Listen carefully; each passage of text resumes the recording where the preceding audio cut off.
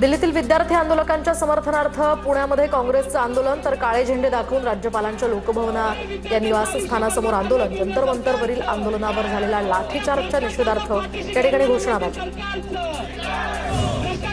जालन्यामध्ये काँग्रेसचे खासदार कल्याण काळेंच्या कार्यालयासमोर भाजपचं आंदोलन. आंदोलनावेळी काँग्रेस आणि भाजप कार्यकर्त्यांकडून घोषणाबाजी. भाजपच्या आंदोलनानंतर आता काँग्रेसनं परिसरात गोमूत्र शिंपडलं. छत्रपती संभाजीनगरमध्ये सीजेपीच्या समर्थनार्थ काँग्रेसचं आंदोलन. राहुल गांधींच्या अटकेच्या निषेधार्थ काँग्रेसचा रास्ता रोको.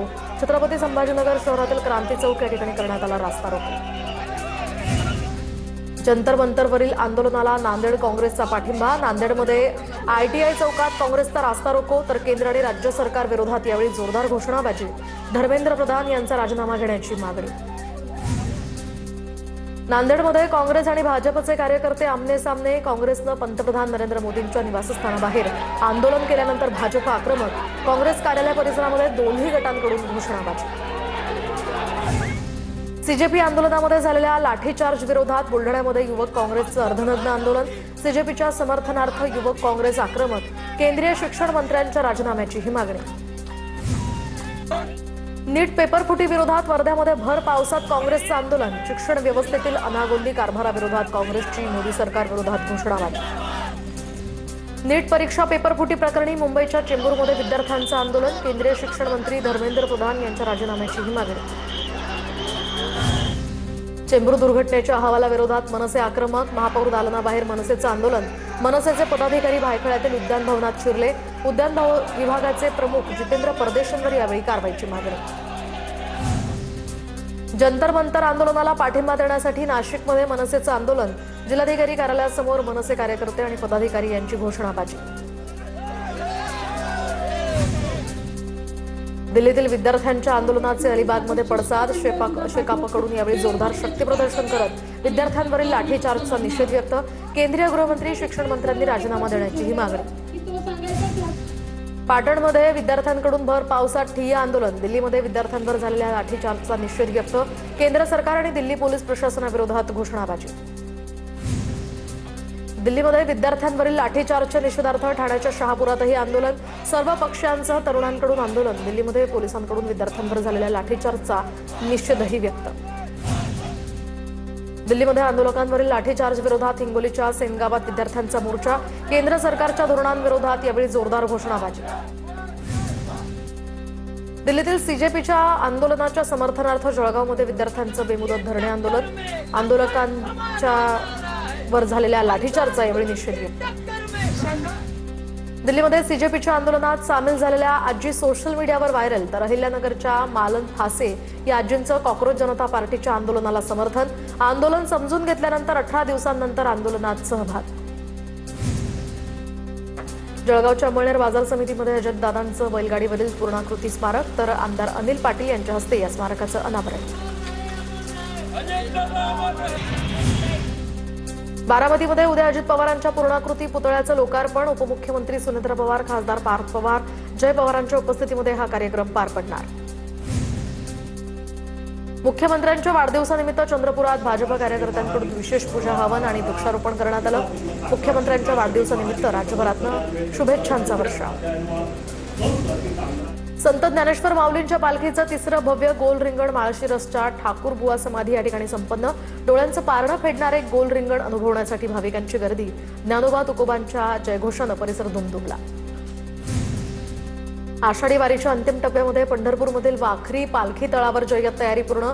स्वच्छता, सपाटीकरण आणि वारकऱ्यांसाठी आवश्यक सुविधांसह पालखी तळही सज्ज. आषाढी यात्रेच्या पार्श्वभूमीवर जिल्हा आपत्ती व्यवस्थापन विभागाचा चोख बंदोबस्त तैनात. चंद्रभागा नदीमध्ये भाविकांच्या गर्दीत अनुचित प्रकार टाळण्यासाठी प्रशासनाची तयारी. आषाढी वारीनिमित्त पंढरपुरात जय्यत तयारी. पंढरपुरात यंदा 12 लाख स्क्वेअर फुटांवर मुख्यमंत्री वारकरी सुविधा केंद्राची उभारणी. आरोग्यसेवा, चरणसेवा, स्वच्छतागृह, पिण्याचं पाणीही या ठिकाणी उपलब्ध. आषाढी एकादशी निमित्त पंढरपुरातील विठ्ठल रुक्मिणीसाठी खास भरजरी पोशाख तयार. मुख्यमंत्री देवेंद्र फडणवीसांच्या वतीनं हा पोशाख अर्पण. परभणीमध्ये कला शिक्षक संदीप मोकेवाड यांनी पिंपळाच्या पानावर विठुरायाचं चित्र रेखाटलं. तर कलाकृतीमध्ये विठुरायांचं रूप, रंगसंगती आणि सूक्ष्म बारकावे जपण्याचा प्रयत्न त्यांनी केलाय. येत्या 25 जुलै रोजी नागपुरातील रेशीम बागेत विठोबा आयुर्वेदिक दंतमंजन आणि टूथपेस्ट प्रस्तुत जय जय विठोबा रखुमाई या सुरेल संगीताच्या कार्यक्रमाचं आयोजन सुप्रसिद्ध गायक विश्वजित बोरवणकर यांचं सुरेल सादरीकरण या कार्यक्रमात होणार, तर संध्याकाळी 6 वाजता हा कार्यक्रम सुरू होणार. आषाढी वारीसाठी पंढरपूरकडे निघालेल्या वारकऱ्यांसाठी विक्रम टीचा विशेष उपक्रम. वारकऱ्यांच्या आरोग्यासाठी फर्स्ट एड ऑन व्हील्स ही सेवा सुरू. वारकऱ्यांच्या सुरक्षित आणि सुखकर प्रवासासाठी विक्रम टीचा हा हातभार. छत्रपती संभाजीनगर शहरासह जिल्ह्यामध्ये रिमझिम पावसामुळे सुकून जात असलेल्या पिकांना नवसंजीवनी. रत्नागिरी जिल्ह्याला आज पावसाचा ऑरेंज अलर्ट, तर जिल्ह्यामध्ये मुसळधार ते अतिमुसळधार पाऊस पडण्याची शक्यता. ताशी 50 ते 60 किलोमीटर वेगानं वारे वाहण्याचाही अंदाज. जालना जिल्ह्यामध्ये अनेक भागात रिमझिम पावसाची संततधार सुरू, तर या पावसामुळे खरीप पिकांना दिलासा मिळाला असून जमिनीत ओलावा निर्माण. शेतकऱ्यांना दमदार पावसाची अजूनही प्रतीक्षा. बुलढाणा जिल्ह्यामध्ये 15 दिवसांच्या खंडानंतर रिमझिम पावसाला सुरुवात. येलो अलर्टच्या पार्श्वभूमीवर झालेल्या पावसामुळे पिकांना दिलासा, मात्र पिण्याच्या पाण्याचं संकट अद्यापही कायम. धुळे जिल्ह्यामध्ये पहाटेपासून पावसाची हजेरी. अनेक दिवसांच्या प्रतीक्षेनंतर पावसाला सुरुवात.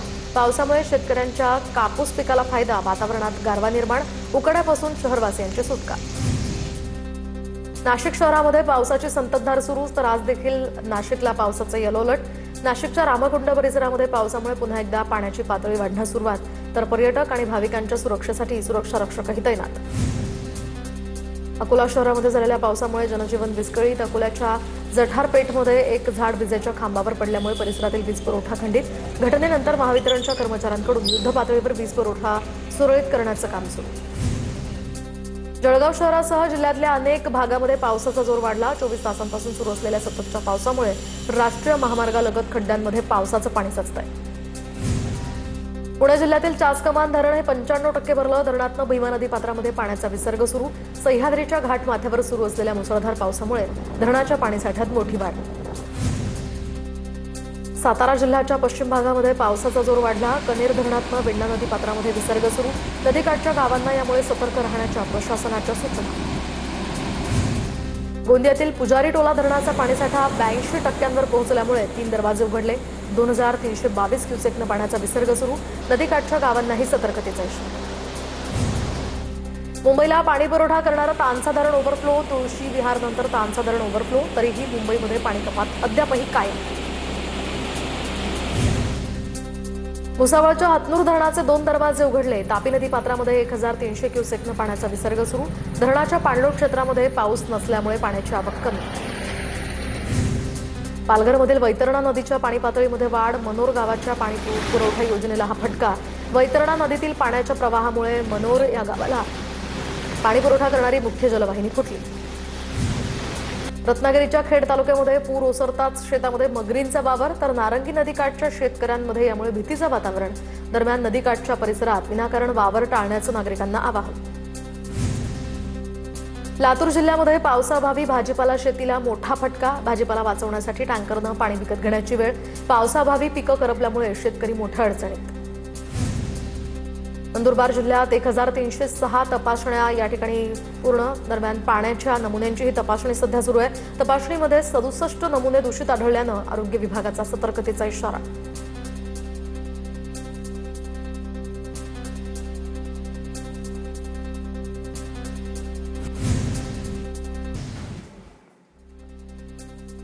तर नंदुरबार जिल्ह्यामध्ये जुलैमध्ये अवघे 6 दिवस पाऊस झाल्यामुळे खरीप पीक अडचणीत. दुबार पेरणीचं संकट असून शेतकऱ्यांच्या नजरा आता पावसाकडे.